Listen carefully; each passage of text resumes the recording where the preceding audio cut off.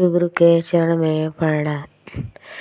दाया मांगते बानी आचारा पसार बारे बार, सुनी गुरु जी हमार, सुनी भोला जी हमार।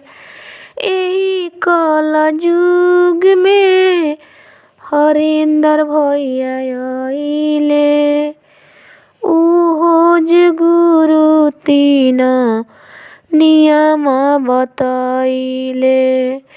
भोरे उठ के दाया मंगिहा, दिन में करिह चाराचा, रतिया में नमः शिवाय से करिह पारे नमः। तीनू नियम के बानी पालनहार बारे बार, सुनी गुरु जी हमार, सुनी भोला जी हमार।